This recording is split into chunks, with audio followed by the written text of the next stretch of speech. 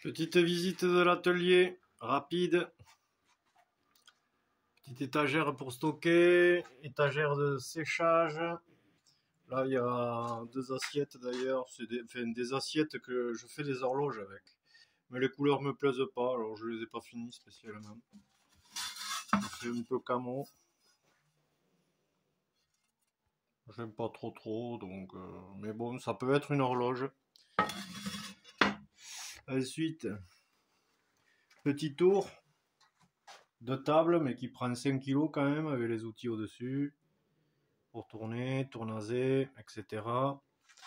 Là, c'est l'étagère à cadavres. L'étagère à cadavres, ben là, je les mets là. Ça me rappelle les couleurs. Ça, c'est des pièces que je garde un peu. Parce qu'il y a des couleurs qui me plaisent, ou pour me rappeler de certaines idées. Vous voyez, là, il y a du bleu un peu. Du bleu-vert magnifique. Donc, je l'ai gardé pour me rappeler que je suis capable de faire ça. Là, il y a un petit raku. Bon, la offrande. Là, il y a quelques pièces que je garde pour me rappeler de certaines couleurs. Voilà, pareil, un bol en tamazukuri. Un beau bol. Et du beau vert aussi. Et voilà, hein. Petites assiettes. Voilà, et après les barbotines. Alors là, il y a de la sigillée d'une grotte de mine de chaux qu'il y avait. Là, il y a de la sigillée au niveau de la déchetterie là-haut. Que je ramasse, de l'émail raku et la barbotine. Alors les moules en question, on a dit les verres, c'est pas ça les verres? Si, c'est ça. Alors, on va tout souffler. Très important parce que sinon il y a un dépôt qui se fait dessus. Ça c'est sûrement parce que tu vois le dépôt blanc là. Ça c'est peut-être parce qu'il n'y a pas la bonne densité de plâtre exactement. Mais bon, pour un amateur ça fera. En tout cas moi ça marche. Par contre au niveau du plâtre, j'ai arrêté de faire avec des plâtres qui sont pas faits exprès par contre. Au début j'ai utilisé des plâtres industriels là, enfin normaux et ça marche pas, enfin c'est pas top, ça marche mais c'est pas top. Là maintenant je prends carrément du Molda spécial moulage quoi. Moi je le trouve chez Serradel, voilà, Molda, sac 25 kg, plâtre, c'est vraiment pour le moulage et ça marche beaucoup mieux. Bon ben voilà, on va mélanger la barbotine. Donc toujours vérifier les outils avant qu'il n'y ait rien qui tombe dans la barbotine, parce qu'après sinon c'est le bordel quoi. Moins il y a de crasse dans la barbotine, mieux c'est. Ça vous évitera que les verres ils explosent quand vous faites la cuisson après. Donc toujours vérifier le matos le plus propre possible. Le moulage de toute manière franchement c'est une des techniques je trouve les plus difficiles. Ça pardonne aucune erreur, que ce soit pour la fabrication des moules, et c'est presque le pire. Et après, il faut vraiment, genre, voilà, toujours le matos propre. Sinon, il y a des trucs qui se déposent dans les verres au coulage, et enfin dans les moules, quoi, et ça se met dans l'épaisseur de la terre, et après, à la cuisson, boum, et tu comprends pas pourquoi. Voilà. Mélange vite fait, et bien fait surtout. À fond si possible. Hop.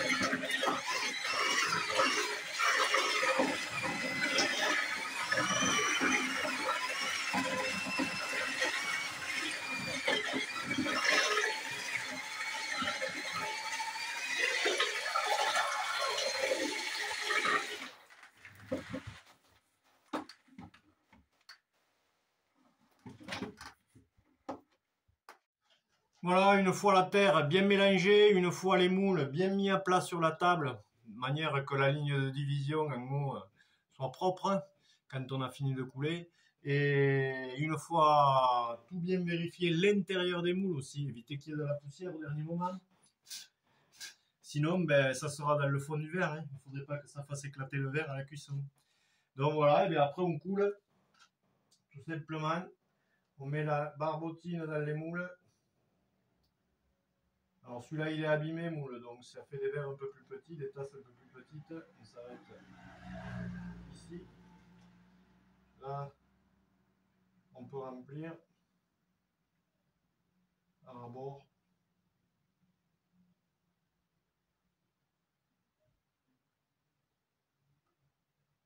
Voilà.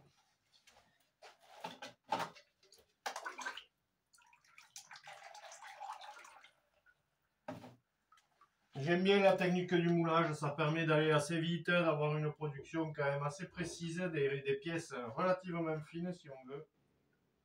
Les moules, c'est faisable, mais il faut savoir qu'après fabriquer les moules, quand il y a 2, 3, 4 pièces, des moules en 3, 4 pièces déjà, c'est un petit peu plus compliqué quand même. Ça se fait, mais c'est un peu plus compliqué. Genre une théière, j'ai moulé une théière que j'ai chinée, et c'était pas simple le moulage quand même. En plusieurs parties, ça commence à devenir compliqué. Mais bon, une fois qu'on a les moules, ça vaut vraiment le coup, parce que là, par exemple, je vais faire 3 tasses d'un coup, celles-là les plus petites là-bas. 3 tasses d'un coup, 3 verres d'un coup. Donc en 2-3 fois, j'ai 6, 8, 10 verres, quoi. 9 verres. Ça va assez vite, je trouve, c'est pas mal. Il n'y a pas grand chose à faire. Après, une fois que tout est en place, j'aime bien le moulage aussi. J'aime toutes les techniques. De toute manière, j'ai tout essayé. Et après, du coup, selon ce que tu veux faire, tu choisis la technique. En fait. Comme là, je suis pressé, ça fera vite fait des... On en a cassé pas mal, on en a cassé 4 ou 5. Donc j'en ferai, pour nous, j'en ferai des tasses à café comme ça, là, je vais en faire 6 ou 12. Comme ça, il y en aura pour offrir aussi.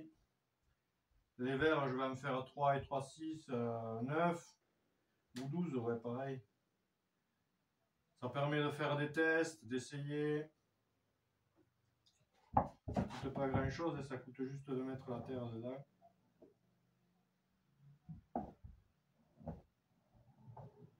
Alors après, si vous venez à faire des moulages vous-même, si par exemple vous trouvez une pièce à chiner et tout, il faut prévoir que la pièce soit beaucoup plus grosse que celle que vous allez mouler, beaucoup plus grosse que ce que vous voulez au final. Parce que là, par exemple, c'est quand même un bol, et à la fin, ça finit, c'est une tasse à café, quoi.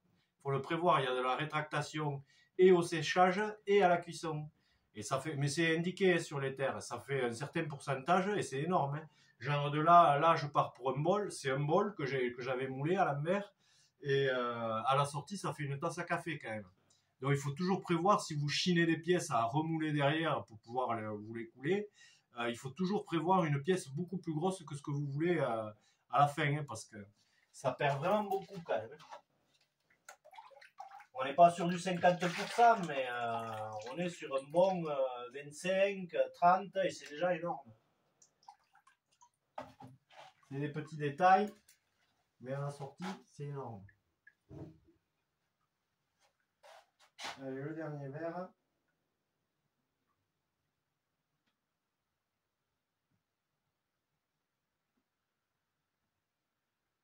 Voilà, c'est pas mal. On va rajouter un peu. Voilà, un peu. Voilà. Un peu. Voilà. Un peu ici.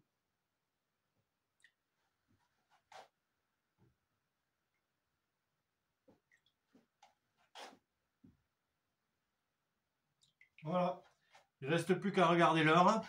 Et tous les quarts d'heure, 20 minutes, je viens voir. Alors il faut savoir que là, la barbotine, par exemple, là, le plâtre, pour ceux qui ne connaissent pas du tout, le plâtre est en train d'absorber l'humidité de ma barbotine. Et du coup, il y a une épaisseur qui commence à se créer sur les moules. Et plus tu le laisses longtemps, plus le plâtre absorbe l'humidité de la terre. Et plus ça se dépose et ça fait l'épaisseur de la paroi de mon futur de ma future tasse en fait. Donc moi là je sais qu'il faut une bonne heure pour qu'il y ait une épaisseur relativement correcte. Mais bon, chaque quart d'heure, 20 minutes, je viens me voir et des fois je rajoute un petit peu de barbotine s'il faut remonter le niveau, quoi. Comme ça, les lèvres, elles sont quasiment déjà finies. C'est pas mal de faire comme ça. Il n'y a pas besoin de retravailler les lèvres, juste un coup d'éponge, ça suffit, quoi. À la fin. Voilà. Donc, dans un quart d'heure, je reviens, je regarde, je remplis. Et voilà, on aura fait 3 verres, 3 tasses et une petite, parce que le moule est un peu abîmé, donc elle est plus basse. Ça fait des trucs à apéritif. Voilà, alors en ce qui concerne la recette de la barbotine faïence, là. Donc c'est 5 kg de poudre, 2 litres d'eau plus 1 litre une fois fini, 10 grammes de carbonate de soude chauffé à 50 ou 60 degrés, sinon ça n'a pas le bon effet, et 13 millilitres de silicate de soude. Mélangez le tout, ou 13 grammes. Mélangez le tout et c'est bon. Et si vous en voulez plus, ben c'est x3. Moi je fais x3, ça fait 15 kg de poudre, 10 litres d'eau et un peu plus. Il faut regarder ça. 30 grammes de carbonate de soude, chauffé pareil, entre 50 et 60 degrés. 40 grammes de silicate de soude. Voilà. Ça c'est ma recette actuelle. Et après, je fais attention, je rajoute très peu d'eau. Normalement, ça marche bien. Il n'y a que pour la sigillée que je calcule carrément la densité avec des seringues, avec une recette spécifique. Et voilà, hein. Densité à obtenir normalement pour la barbotine, c'est 1780 grammes par litre. Voilà, alors vous voyez, au bout de demi-heure, ça a absorbé, il commence à se faire une certaine épaisseur. Vous voyez. Et là donc je vais rajouter juste ce qu'il faut pour remettre les trucs à niveau, quoi.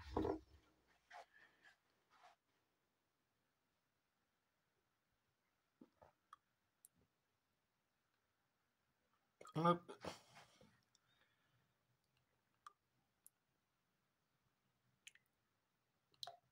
Hop.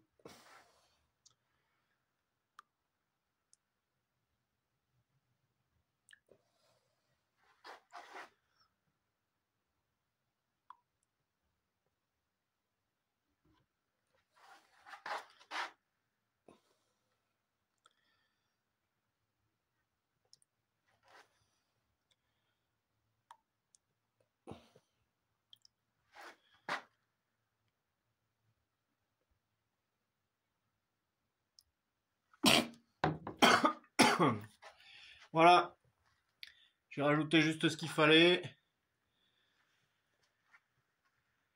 Et je reviendrai dans une demi-heure, sûrement les vider. 1 heure et quart. Il faut faire attention, quand les moules sont secs et que c'est la première fois que les utilise, ça pompe plus vite que quand ils sont déjà utilisés 2 fois, quoi. Ouais, il faut faire gaffe au temps. Tout ça, normalement, ça se note, mais moi je fais à tâtons et je m'en sors toujours. Je fais pareil pour tout, c'est pour ça que les émaux, eh ben, je cherche tout le temps puisque je note rien. Il y a des fois, j'obtiens des trucs super, je m'en rappelle plus. Bon, ça me plaît de faire comme ça. Au moins, je découvre tout le temps, quoi. Allez, on se retrouve pour le vidage. Donc, ça a bien pompé. Je pense que l'épaisseur, c'est pas trop mal. On va vider. Donc, c'est pas compliqué. Il faut reprendre le moule et revider ce qui reste dans là où est la barbotine.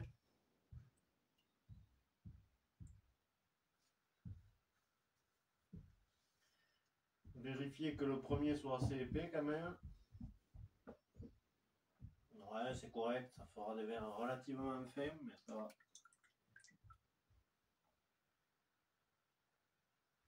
De manière, j'ai pas le choix, il faut aller manger après. On vide maintenant et puis c'est tout. Tac, on repose, on laisse sécher et demain matin, démoulage.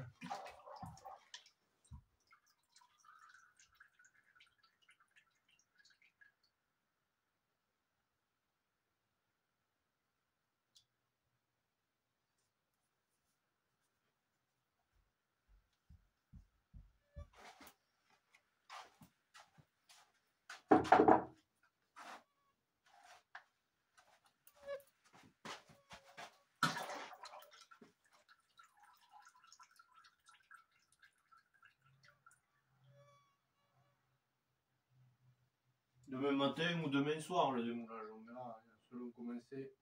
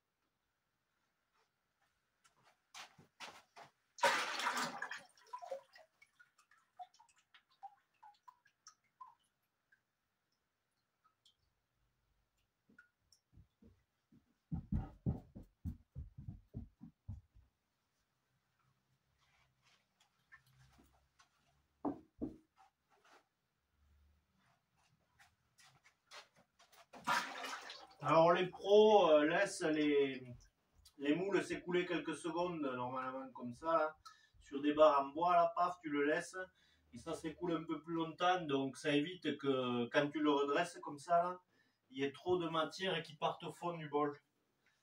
Des fois après sinon ça fait des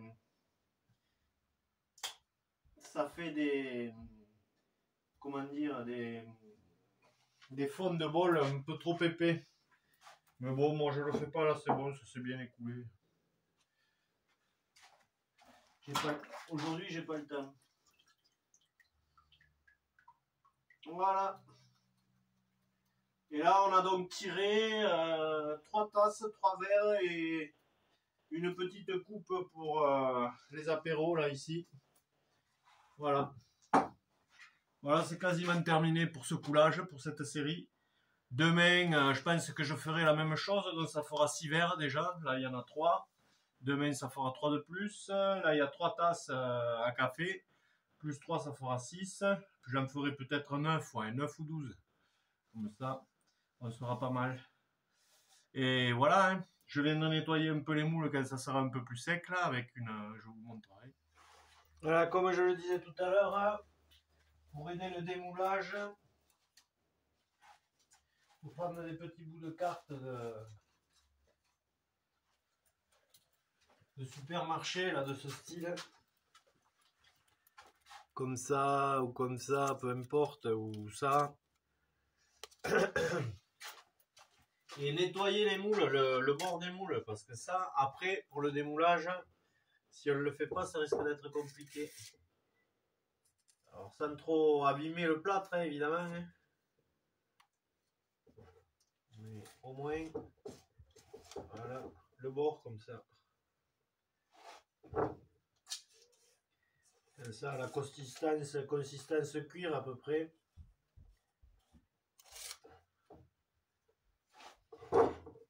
Sinon, des fois, si vous voulez, la terre qui est sur le bord, là, elle retient le démoulage. Ça a du mal à se démouler après.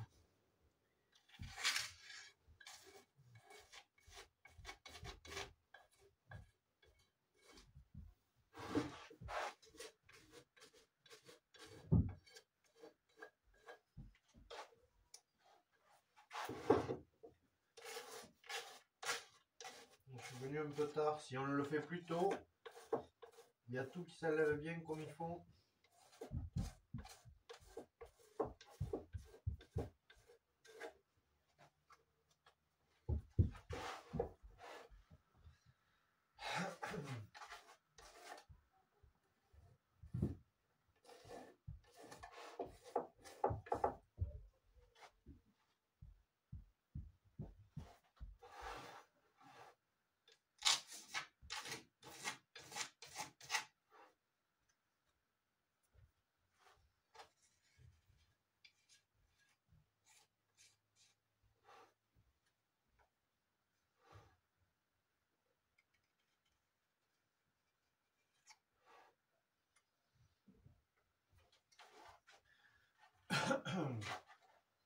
Voilà pour ça.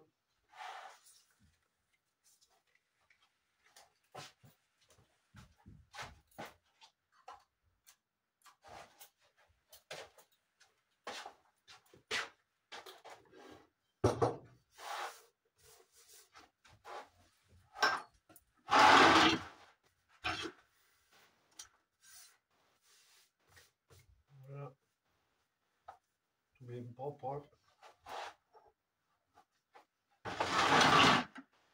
Voilà. Demain matin, on procédera au démoulage de tout ça. Démoulage et nettoyage des lèvres. Et puis voilà.